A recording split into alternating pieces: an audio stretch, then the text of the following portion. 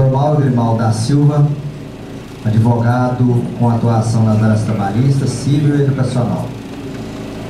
Pós-graduado em especialista em Direito do Trabalho e Processual do Trabalho, diretor jurídico da Universidade Vale do Rio Doce, Univale, Fundação Percival Falca, diretor da FEMEM em Minas Gerais e assessor jurídico no Cinep Nordeste de Minas Gerais. Boa tarde a todos. Parece que a responsabilidade ficou nas minhas costas, né? Vou pedir licença aqui aos colegas de mesa para falar lá de baixo. Bom, vou começar minha fala. Eu preparei aqui uma apresentação, ela está um pouco extensa e o tempo está bastante curto, né? E o assunto ele é instigante, ele é complexo, como o ministro Brito Pereira falou, né? Então, não tem como a gente esgotar aqui em 40 minutos, uma hora, tudo que a gente precisava de discutir. Talvez num outro momento, né, como o próprio Arnaldo já falou, o João também, de um outro seminário para a gente, né, poder abordar essas questões. E começo pelo final da fala do Dr. Rodrigo, né, a contribuição sindical. Por que isso? Além do que tudo que já se falou aqui de ser facultativo, existe um outro problema, que é da fiscalização do trabalho. O fiscal do trabalho adentra a empresa e começa a pedir a relação daqueles funcionários que autorizaram o desconto. E aí? Além do risco que ele já colocou aqui, que é o de devolver, né, vai existir também o outro risco, que é o da multa, da penalidade administrativa. E esse ônus vai recair, evidentemente, sobre o empregador, que vai ter como cobrar de ninguém. Né? Então, posar de bonzinho, quando ele não determina que você faça, né, cumpra uma determinada obrigação, né, parece pouco razoável, até mesmo ininteligível. Desde de manhã, ou de hoje de manhã, a gente tem visto falar em mudança, né, modernização do INCC, reforma do ensino médio, reforma trabalhista, né? E o que a gente vê nisso tudo? A reforma trabalhista, ela era necessária ou não? Todo mundo entende que sim, né? Aí tá a lei. E aí, uma expressão, perdão, direito não é um fenômeno estático, ele é dinâmico. E é um pouco de tudo que foi falado isso aqui. A sociedade muda, o mundo evolui, né? O direito evolui também, conforme a sociedade evolui. Então não tem como ser diferente isso. Né? E aí uma imagem do filme do Chapo, né? Tempos modernos, né? Sobre a Revolução Industrial, e hoje a gente está num outro cenário, né? De robotização, virtualização do ensino, né? Também foi dito aqui. Então, é um dos pontos que, assim, de necessidade realmente dentro da própria escola, né, a relação de trabalho ela já evoluiu, né, em vista a gente tem convenção antiga, CLT de 43, então a gente chega nesse cenário. Isso aí já foi falado, as reações contrárias, debate em vários segmentos, né, manifestação, né, do Ministério Público do Trabalho, na Matra, contrária à reforma, elaborando súmulas enunciados para jurisprudência, enfim, uma série de outras situações, né, contra e a favor também do texto da reforma. E aí, como foi falada, a reforma trabalhista, todo mundo compreende que ela era necessária e urgente, né, tanto, né, a parte da própria CLT, quanto das relações sindicais, a própria definição da justiça do trabalho. Foi baixado por decreto-lei, ditadura, né? E o Brasil estava aí no período de industrialização, no início da industrialização. O trabalhador era, né, semi-analfabeto, então precisava realmente de haver uma proteção maior por parte do Estado, né, desse trabalhador. Alguma situação que a gente vê de discussão na imprensa é que o juiz do trabalho, X ou B, A, enfim, Brasil afora, não vai aplicar a reforma. Isso aí é a maior verdade, ficou bem claro aqui. Ele não pode se escusar de aplicar a lei. É como ninguém também pode, né, alegar o desconhecimento da lei para não cumpri-la. Né? Isso aplica tanto, né, para quem está lá na ponta, quanto quem vai aplicar a lei também. O doutor Pedro Pereira falou que a Lei 13.467 ela é complexa, e de fato é mesmo, né? Altera diversos artigos da CLT, abrange tanto o direito individual, coletivo, sindical, processual, e traz inovações em diversos aspectos, né, do modo de ser das relações do trabalho, incorporação de súmulas, né, outras, né, entendimento já consolidado em súmula, passou a ser regulado com a lei de outra forma também. A gente não vai entrar aqui em todos esses detalhes. E traz diversas inovações no processo do trabalho. O doutor Rodrigo já havia abordado essa questão. E aí, para quem, né, fazendo um pouco o papel do advogado do diabo, né, o temor, principalmente de sindicato, de quem representa, né, as categorias trabalhistas, né, as categorias profissionais, os direitos fundamentais, né, os fundamentos do direito do trabalho, na verdade, os fundamentos do direito do trabalho, né, positivados na Constituição Federal e na CLT, eles não foram afetados. Por que eu digo isso? O artigo 8º da CLT vai dizer como que o direito do trabalho vai ser dito e vai ser aplicado. Ele não foi modificado. Então, está ali o que diz o artigo 8º da CLT, é o que vai nortear, né, todo esse processo, né, que foi falado pelo doutor ministro do ST, Pedro Pereira, e doutor Rodrigo. Né? A evolução das decisões vai começar na primeira instância, com base nisso que está descrito aí no artigo 8º.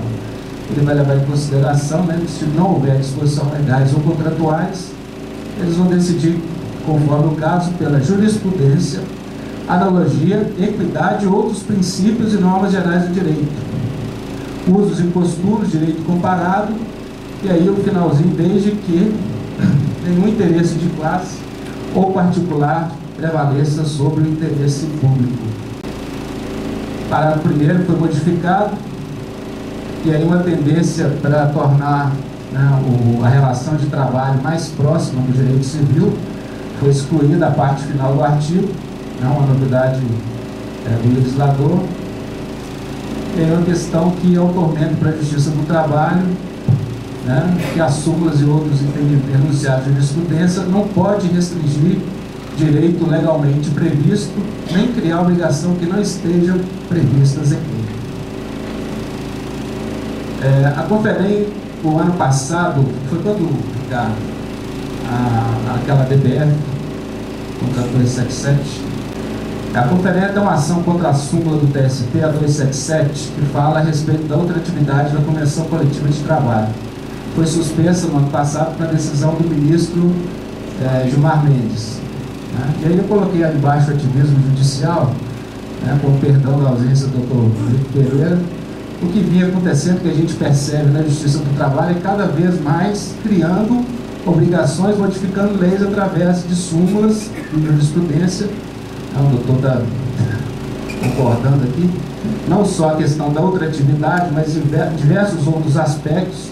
Né, a súmula 10, né, questão, né, do recesso, né, ser considerado, não poder haver dispensa e remunerar todo aquele recesso de final de ano, né, como se direito fosse do professor com relação a isso, coisa que já está regulamentada na CLT.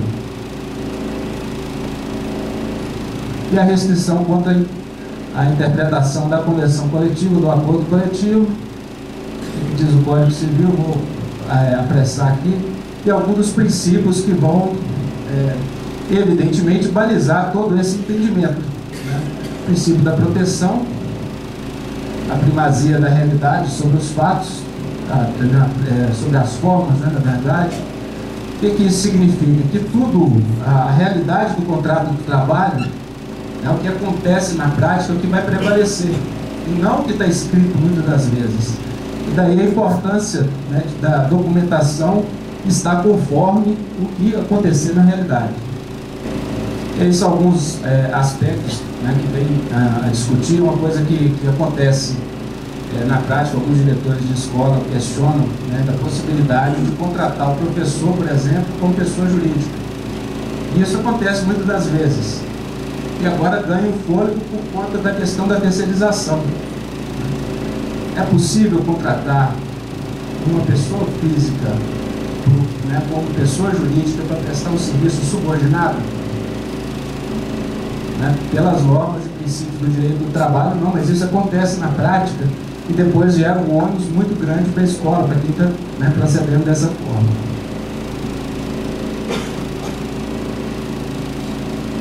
O princípio da norma mais favorável hoje é um pouco mitigado esse princípio, porque a CLT, né, com essa reforma, vem dizer que o acordo coletivo, né, prevalece sobre a convenção coletiva e a convenção coletiva prevalece sobre a lei. Aquilo que for possível, né, ser objeto de acordo e convenção coletiva, evidentemente.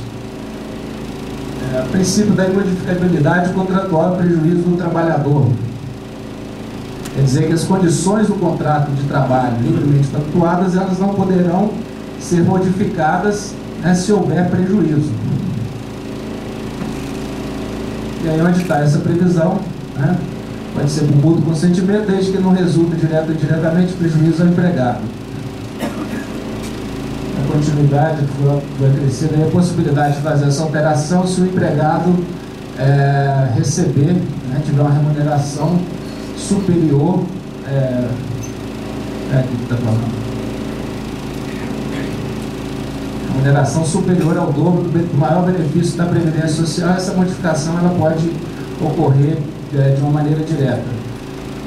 A súmula 372 do TST, que fala, né, da gratificação de função, eu estava dizendo lá atrás, né, isso foi falado aqui também, mesmo que pague, né, a gratificação de função por um longo período, ainda que superior a 10 anos, essa gratificação ela não vai incorporar, né, ao contrato de trabalho.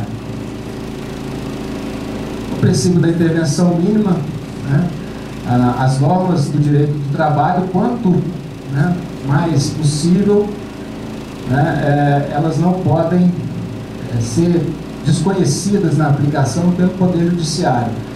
E a liberdade de negociar, sendo que as normas negociadas, né, já falei, prevalecem sobre as legisladas. O que aflige a escola, né, em alguns aspectos, que eu acho que não é o que está na lei, não vai resolver isso aí praticamente em tudo.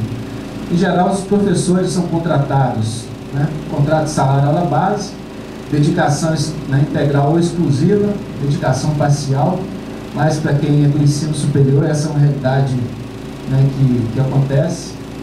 E aí hoje o professor ensina à distância ou por turno, né, com a realidade de equiparação, ações pedindo equiparação ou enquadramento do tutor como professor, gerando um passivo aí incalculável para quem, né, tem o ensino à distância. E os contratos de administração escolar, a bem da verdade, o que poderia, né, de imediato aplicar são os contratos a tempo parcial. Mas as próprias convenções coletivas, elas já permitem isso, e a própria jurisprudência de fazer a contratação, né, com a remuneração proporcional à jornada. Antes de trocar, eu só queria, desculpe um pouquinho interromper, cometi uma falha e gostaria de corrigir. Nosso time de advogados está aqui, né, presente, normal, mas a conferência também tem uma advogada, né, que realmente, nós temos que citar a presença dela, que é a doutora Ana Gilda Giannini, que está ali. Não vou convidá-la a fazer parte da mesa, porque ela já falou para mim que ela não quer participar, mas da mesa, né? Mas eu gostaria de salientar e ressaltar a presença da doutora Ana Gilda, que está ali, que é uma grande advogada na área tanto do direito educacional como trabalhista, e agora, principalmente, na área de direito internacional. Obrigado.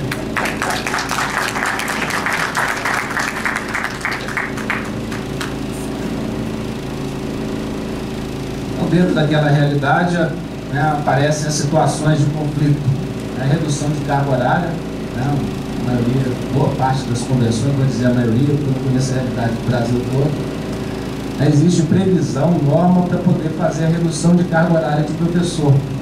E muitas vezes, na prática, né, mesmo existindo a normatização na convenção coletiva, né, muita gente ainda insiste em desobedecer o que está lá escrito, faz por conta própria, às vezes não observa o procedimento e acaba gerando a confusão.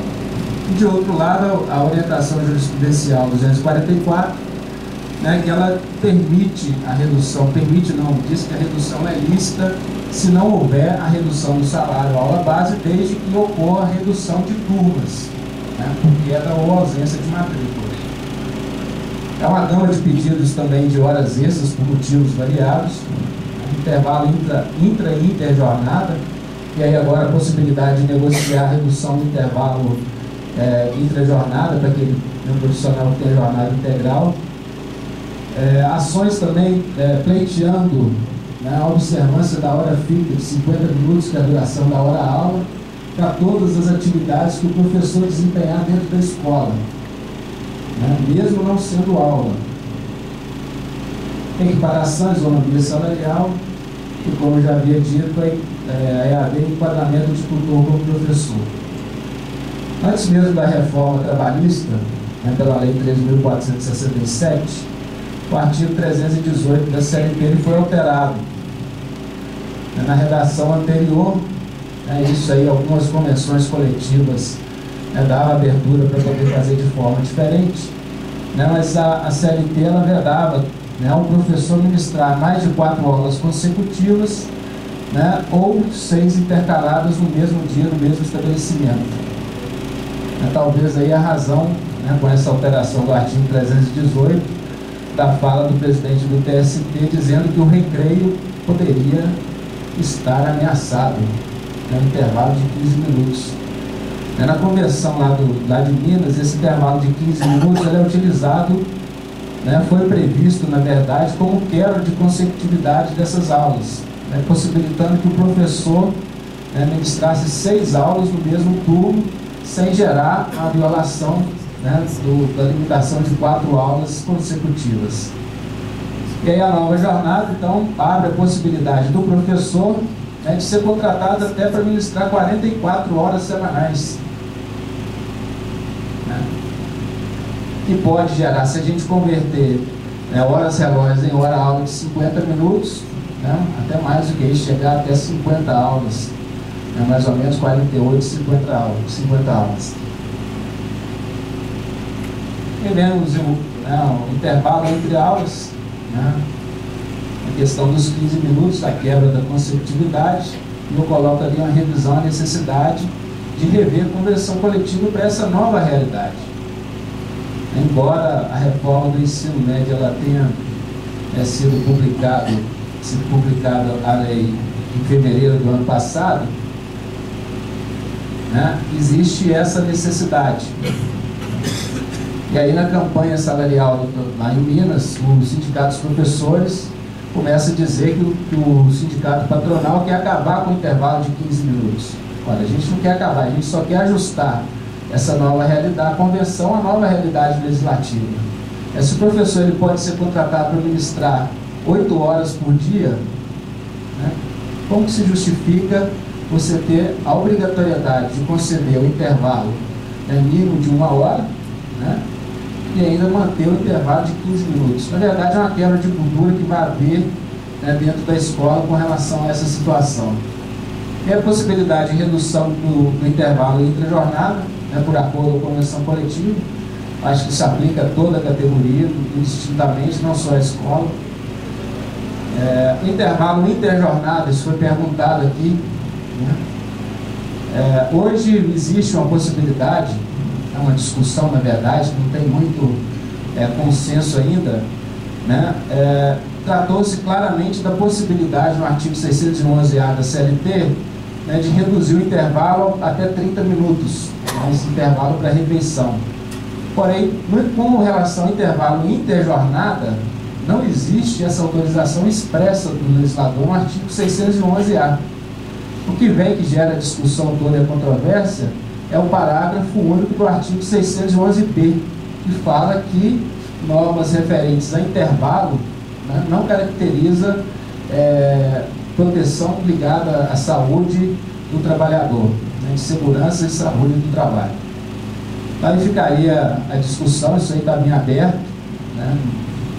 Não é aqui que a gente vai chegar a um consenso sobre isso, mas eu, no primeiro momento, eu já manifestei que eu sou, né, contra a estabelecer isso em convenção coletiva, porque vai vir uma discussão em cima, e aí pode, uma ação de nulidade, uma ação do Ministério Público do Trabalho, haver alguma interpretação de forma diversa com relação a essa questão. E aí já foi falado, né, uma outra situação, né, do intervalo das horas em itinerário que acabou, né, isso gera, embora não seja o que está dizendo aí no artigo 4º, parágrafo 2º, mas algumas outras situações que a gente vai ver adiante que não gera, não caracteriza tempo à disposição do empregador. Isso tem um reflexo muito grande. Então vem tratando as situações, né, que não vão caracterizar, como eu disse, tempo à disposição do empregador. Práticas religiosas, né, e aqui a gente tem muitas escolas, né, que são religiosas, evangélicas, católicas, de várias denominações, e que às vezes tem um momento ali dentro, antes de iniciar as aulas, né, a atividade do dia, tem um momento religioso, né? Eu defendi uma ação recentemente que a professora, ela pleiteava, né, como hora extra habitual, 15 minutos diários, porque existia um momento da celebração religiosa antes do início das aulas, e não era obrigatório. Assim, ia mais cedo, começaram 15 minutos antes do horário normal de aulas, né? Então ela ajuizou uma ação depois dizendo que ela era obrigada. Detalhe, ela, né, pertencia à denominação religiosa, né, da escola, era inclusive tesoureira lá e tudo, conhecia todo o pastor e sabia qual que era todo o trâmite, e ainda assim, né, não era obrigatório, ajuizou a ação contra a escola e contra a mantenedora, e com detalhe, contra a igreja ainda, querendo receber hora extra. Descanso, lazer, estudo. Na universidade é comum que o funcionário permaneça, né, deixe o trabalho às 18 horas e fique ali aguardando o início das aulas até às 19, depois isso virava pedido de hora extra. Alimentação, né, lá na universidade mesmo tem restaurante, os professores, os funcionários permanecem, por conta da distância, permanecem no campus, usam um dos restaurantes e ficam lá à vontade. E depois, em alguns casos, ainda vinham pedindo isso aí como hora extra. Acontece muito, né, em outras regiões também, não é diferente. Atividade de relacionamento social, higiene pessoal, né, a troca de roupa uniforme, quando não houver obrigatoriedade de realizar essa troca dentro da empresa. Ali não está constando a hora em itinerário, isso gera uma outra situação de cunho até mesmo previdenciário. Por que eu estou alertando essa situação? É uma outra discussão também, entre tantas, porque se a hora em itinerário não é considerado tempo à disposição do empregador, como fica o acidente de trajeto?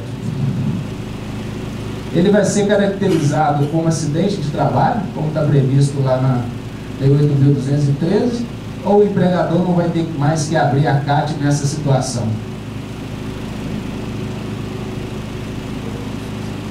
Não sendo, né, opinião, não sendo tempo à disposição do empregador, né, e o risco da atividade econômica do empregador, fazendo análise, né, conjunta dessas duas situações, né, é um ponto que a gente, né, começar até a mudar o entendimento de jurisprudência, começar a não abrir a CAT, mesmo com todo o risco.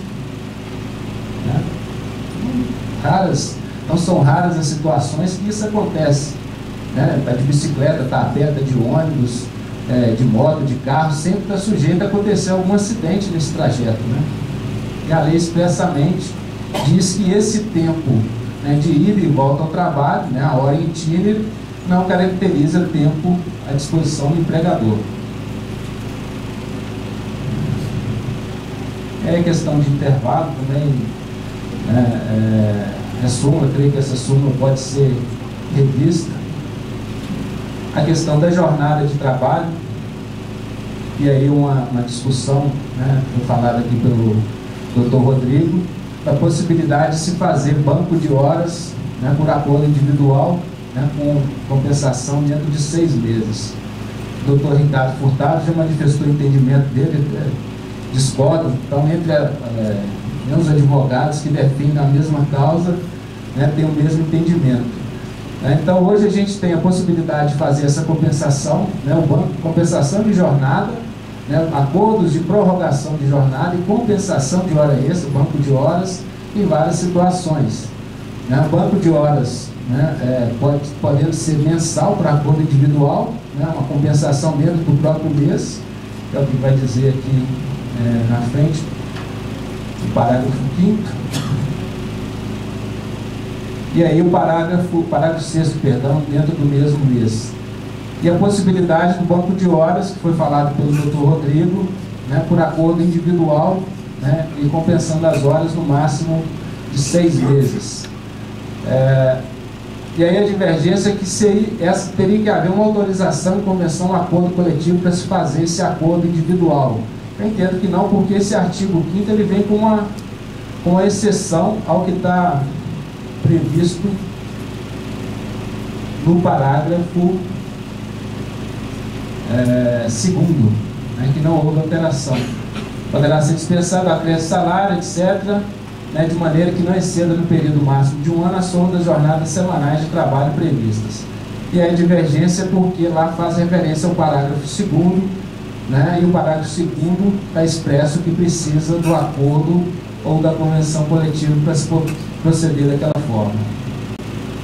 Bom, o contrato de trabalho, regime de dedicação integral e parcial, né, a previsão dele no decreto que regulamenta o ensino superior.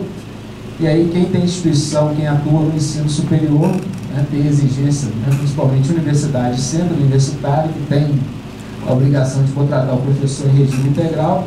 O professor, além das atividades inerentes, né, à atividade docente, que é ministrar aula, o processo de ensino-aprendizagem, ele tem que exercer, né, a previsão no contrato dele, que ele desempenhe outras atividades de pesquisa, né, de extensão, de planejamento, de estudo, enfim. Então haveria aí, em tese, uma desvirtuação, um desvirtuamento, né, da atividade docente, né, dessa atividade que ele assuma, entre aspas, aí, uma desnaturação da atividade docente. E aí o regime hora-aula, coloquei, né, versus contrato intermitente, embora, né, a jornada por hora-aula seja um tipo de intermitência, porque o professor trabalha um dia, às vezes não trabalha 2 e volta no 4º dia, trabalha segunda e quinta, então seria um tipo de contrato intermitente. Porém, né, esse é o modo de ser, né, básico, a contratação por hora-aula, né, do professor. Então, em tese, ali não aplicaria o contrato intermitente, embora, né, várias situações dentro da escola isso pode ocorrer. Um professor que ministra aula em curso de pós-graduação, por exemplo, ele vai ministrar um módulo no curso, não sabe se vai acontecer de novo, né? E hoje o que acontece? A escola contrata como autônomo, pessoa jurídica, né, com todo o risco, e aí ele é até minimizado, porque vai ser um evento apenas, né? Mas que depois isso pode reverter aí numa situação que pode gerar passivo trabalhista. Com essa situação agora você pode fazer um contrato, convoca quando tiver atividade para ele. O professor Ayrton estava comentando a outra situação, contratação, Ayrton mesmo, né? Eletricista dentro da escola precisa fazer um serviço, ora tem o serviço, ora não tem, e aí quer manter o vínculo com ele para não ter que contratar, fazer rescisão de contrato, enfim, gerar todo aquele ônus, né, decorrente dessa rescisão. Algumas novidades, né, além do contrato intermitente, teletrabalho ou home office, né, ensino à distância, virtualização do professor. O doutor João Batista mencionou ali a situação de contrato intermitente nessa virtualização, né, do ensino, né, talvez mais pelo lado do teletrabalho que vai caminhar essa situação, né, embora não precisamente, mas hoje não se exige a presença física do professor nesse processo, então pode ser que isso seja aplicado também. O contrato a tempo e jornada parcial, né, já mencionei aqui, eu acho que é uma disposição inova na lei. Quem tem convenção coletiva e tem, né, precedente de súmula do TST, talvez torne-se letra morta. E contratar da forma que está regulamentado, né, traz uma limitação muito grande para a escola com relação à ampliação de jornada, essa coisa toda. Então, é melhor que se aplique da forma que está na súmula, e aí as convenções coletivas também já têm, algumas delas, né, previsão de se fazer dessa forma. Contrato de autônomo, já foi dito aqui, e aí é uma situação que foi falada, traz uma relação de natureza civil para dentro de da CLT, que é puramente trabalhista. Seria até uma incongruência legislativa, né, nessa situação, mas é para trazer mesmo uma regulamentação para o trabalhador autônomo dentro da própria CLT. E como eu já falei, terceirização diferente de pejotização, né, que é a contratação de pessoa física, né, através de uma pessoa jurídica. Então, as relações contratuais, livre estipulação das partes, né, desde que não contravenham disposições de proteção do trabalho, aos contratos coletivos. Aí poderia ter feito o legislador a correção, né, no texto da lei, né, corrigiu alguns aspectos e em outros artigos manteve a denominação antiga de contrato coletivo, que nada mais é do que o acordo coletivo ou a convenção coletiva. Livre estipulação, aplica-se as hipóteses previstas no artigo 611-A, que é o objeto lícito de convenção coletiva, né, com a mesma eficácia legal e preponderância sobre instrumentos coletivos, porém aqui a vedação somente quando o funcionário, o empregado, receber salário mensal igual ou superior ao dobro do maior benefício da Previdência Social. Uma novidade interessante com relação à equiparação salarial, né, principalmente, né, com relação à não obrigatoriedade de homologação no órgão do Ministério do Trabalho. Mais uma vez, para o ensino superior, isso virou uma tormenta, né, de uns tempos para cá, nos processos de avaliação do Ministério da Educação. É sempre exigindo, batia lá, eu quero plano de carreira homologado e tudo, e às vezes não tinha um plano de carreira, usava, mas não era homologado. E aí que não tinha validade, não pontuava, embora, né, no contexto geral isso fosse, né, não implicasse diretamente na nota, coisa muito pequena, mas gerava sempre uma dor de cabeça para o gestor, né, do ensino superior. Não exige mais essa obrigação de homologar, né? Por outro lado, essa questão da homologação do órgão do Ministério do Trabalho, né, trazia uma certa segurança jurídica, né, para aplicação e implementação do plano. Isso deixa de existir. Vai depender, talvez, aí, né, para que não haja questionamento na Justiça, de ser estabelecido por um acordo com o sindicato da categoria profissional. Alteração com relação ao tempo de serviço para o mesmo empregador, né, era de 2 anos, né, na mesma localidade, mesmo empregador, e o tempo não era superior a 2 anos, agora passou para 4 anos, e com acréscimo ali, diferença de tempo na função. Isso aí é uma inovação importante para quem tem problemas, sofre problema de equiparação salarial, né, professor de curso diferente, que recebe, tem salário diferente, né, pedindo equiparação, o professor do curso de medicina, que tem um salário maior, o de odontologia vinha a reboque pedindo, né, equiparação com aquele professor, e aí o dano todo estava feito. E agora, além de ser o tempo superior a 4 anos, que dificulta, né, o trabalho do mesmo empregador, o tempo de função. E aí a gente pode falar assim, a função é professor, o curso é diferente e tal, e ter esse requisito objetivo de modo a afastar essa questão da equiparação. Um argumento de defesa não. É coisa que já foi falada aqui, prevalência do negociado sobre o legislado, acordo individual, acordo coletivo, sobre o acordo individual, né, prevalece sobre o coletivo, dentro daquela hipótese, né, que foi mencionada atrás. A convenção coletiva prevalece sobre a lei. Aí vem a questão da norma mais favorável, né? Como que isso vai ser aplicado na prática? Ninguém sabe, né, Ricardo? Se vai prevalecer a norma que for mais benéfica ao trabalhador ou se vai seguir o que está no texto da lei. Isso a gente vai ver como que vai funcionar da agora para frente. O objetivo é o fortalecimento da negociação coletiva, né?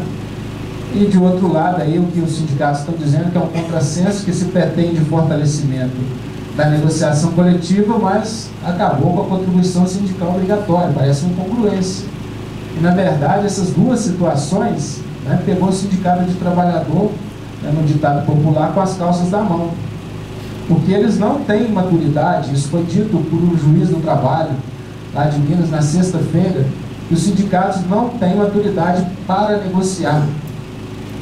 E além disso, muitas das vezes eles não têm nem conhecimento da realidade da própria categoria, não sabe o que acontece, né, no âmbito da relação de trabalho, porque se acomodou só esperando receber, né, o recurso, né, que caiu obrigatoriamente sem qualquer esforço, né? Muitas vezes nem emitiu o boleto para a escola, né, o custo da emissão do boleto ele arcava com ele, papel, envio do correio, mandava, agora por fim por e-mail, né? E a escola com todo um ônus, né, de fazer o desconto, lançar o desconto na folha, depois recolher, e se não recolher ainda vinha a multa em cima. Então essa a situação. E aí, por fim, uma citação do Sun Tzu, né, pondera a situação depois boas.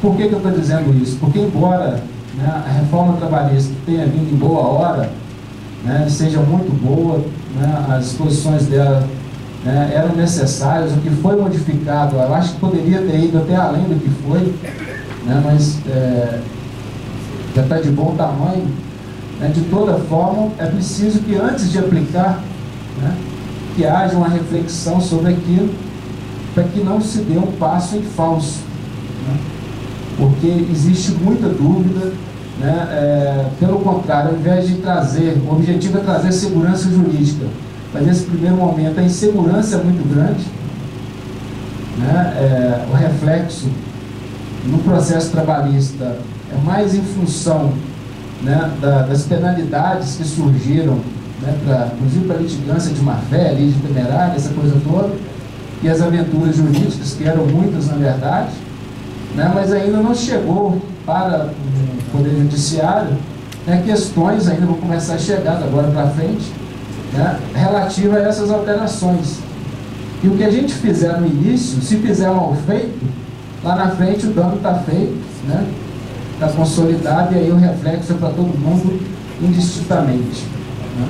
Então, muito cuidado, né, com tudo que se for fazer, aplicar, e aí existem opiniões diversas, avalie, não fique só com a primeira opinião, igual quando a gente vai no médico, a situação complicada, né, uma segunda opinião, às vezes se ficar em dúvida, busque uma outra opinião, né, no sindicato, na confederação, na federação, não fique sozinho, é um momento de todo mundo estar junto, para que, né, o que se fizer, né, nesse momento conturbado, né, não provoque lá na frente um dano que aí vai ser para todo mundo, como eu disse.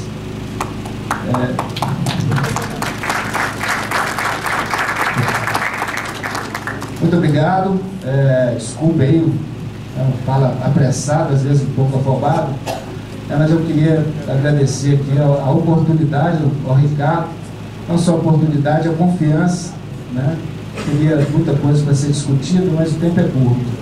O Ricardo, o doutor João Cesarino, e fazer um agradecimento, já foram feitos aqui, ao professor Dornas, Guru, o doutor João Batista Pereira, o doutor Ricardo, meu também, de vários outros advogados, Brasil afora, um conhecimento incrível, e realmente, como o Arnaldo falou, tem feito muita falta a conferência. Um agradecimento especial também ao Samuel, o presidente do CINEP, que está sempre me apoiando, e aí um parente para quem conhece, quem a conheceu, a dona Inês Cabral também é uma grande incentivadora. Muito obrigado. Pessoal, devido à adiantada hora, nós vamos fazer o seguinte: